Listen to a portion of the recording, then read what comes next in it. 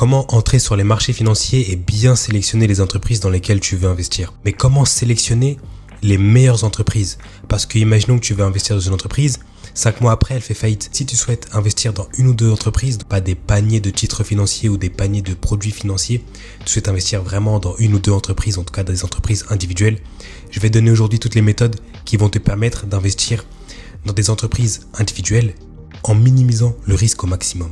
La première étape avant d'investir dans une entreprise, c'est connaître son modèle économique, savoir comment elle gagne de l'argent.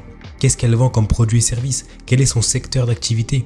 Depuis combien de temps elle est présente? Savoir quelle clientèle elle vise. Est-ce qu'elle vend ses produits et services au-delà du territoire national? Donc ça peut être à l'étranger, ça peut être dans le continent, ça peut être même sur l'échelle mondiale. Est-ce qu'elle est en mesure de rester compétitive dans son secteur d'activité sur le long terme? Parce que je le reprécise encore une fois, les investissements, c'est sur le long terme. Tu peux viser une entreprise qui pète, qui est très performante sur la dernière année, mais est-ce qu'elle est en mesure de rester là sur le long terme?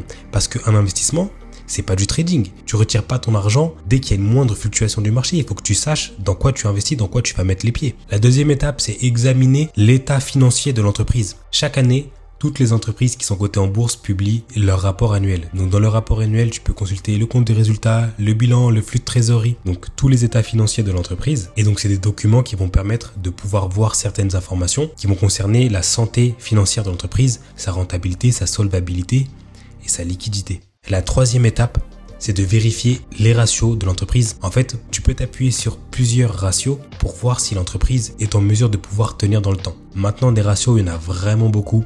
Je vais t'en donner quelques-uns qui pour moi sont des ratios qui sont très importants.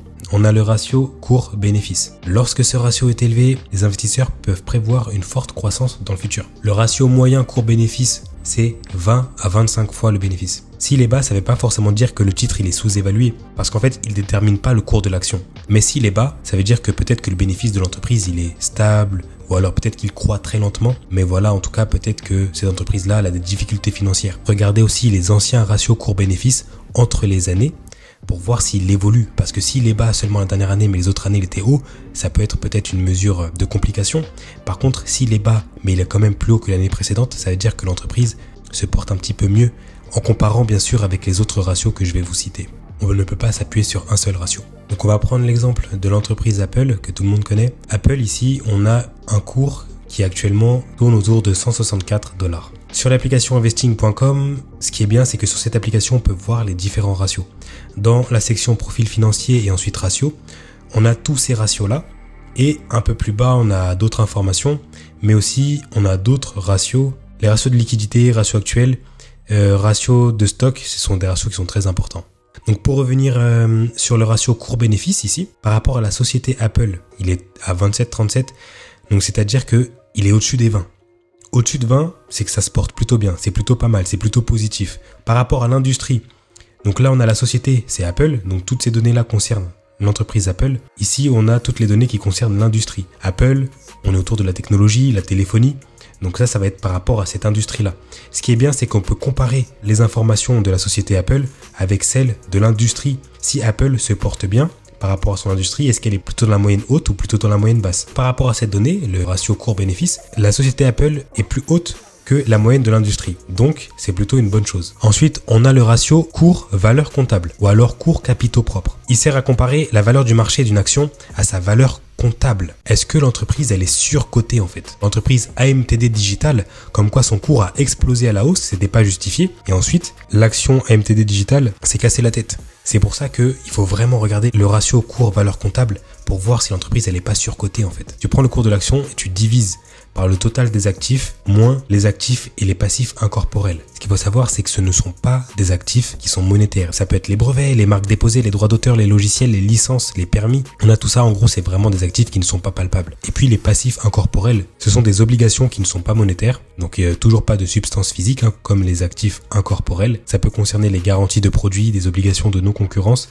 des contrats de location de logiciels. Ensuite, on a le ratio de liquidité. Le ratio de liquidité permet de voir si l'entreprise a la capacité à payer ses obligations à court terme. Par exemple, si on reprend la situation de Apple, on est à 0,55 sur le ratio de liquidité. Mais 0,55, est-ce que c'est bien ou est-ce que c'est pas bien? En général, lorsque le ratio de liquidité est égal à 1 ou plus, il est considéré comme étant solide. Ça veut dire que l'entreprise elle a suffisamment de liquidité pour pouvoir payer ses dettes à court terme. Par contre, dans la situation d'Apple, on n'est même pas à 1 en fait, on est à 0,55. Si l'entreprise Apple, elle a des dettes à court terme importantes, elle investit par exemple beaucoup dans la recherche et développement, elle a besoin de matériel pour pouvoir construire ses iPhones, là tout de suite, là dans les 3 prochains mois, mais qu'elle n'a pas forcément d'argent pour pouvoir les rembourser, pour pouvoir payer ses dettes, et dans ce cas-là, elle serait peut-être contrainte de vendre des actifs à court terme pour pouvoir contracter de nouvelles dettes à court terme, pour pouvoir rembourser les dettes qui sont un peu plus anciennes. C'est un peu compliqué dit comme ça, mais en gros, une entreprise qui est endettée, c'est pas une mauvaise chose. Pourquoi? L'endettement permet de pouvoir générer plus. Si tu prends un emprunt à la consommation, par exemple, de 2000 €, la banque te prête 2000 €, tu es endetté à hauteur de 2000 €, mais ces 2000 € vont pouvoir te permettre de financer quelque chose. Les entreprises font pareil, elles empruntent. Elles empruntent pourquoi? Parce que sur le moment, elles ont peut-être pas les liquidités. Donc elles vont emprunter pour pouvoir produire par la suite. Et c'est super important. Ensuite, on a aussi le ratio de rotation des stocks. En gros, il va mesurer le nombre de fois qu'une entreprise va vendre et remplacer son stock au cours d'une période donnée. Donc ça peut être par exemple sur 1 an. On va mesurer le ratio de stock sur 1 an et ça va indiquer si l'entreprise elle est vraiment efficace dans la gestion de son stock. Est-ce qu'elle peut générer des bénéfices qui sont élevés? Si le ratio de rotation des stocks est supérieur à 4, ça veut dire qu'il est considéré comme étant élevé dans la plupart des secteurs. Ça veut dire que l'entreprise vend et remplace son stock plus de 4 fois par an. Quand je dis que le ratio de stock est supérieur ou égal à 4, il faut voir si le ratio de stock est adapté par rapport à l'industrie de l'entreprise concernée et aussi la nature des produits vendus. Parce qu'une entreprise qui vend du maïs et une entreprise qui vend des téléphones, c'est pas les mêmes stocks, c'est pas la même façon de produire et de vendre. Et enfin, on a le ratio d'endettement. Alors, je vais pas citer tous les ratios, il y en a beaucoup, mais ceux que je cite là sont très importants.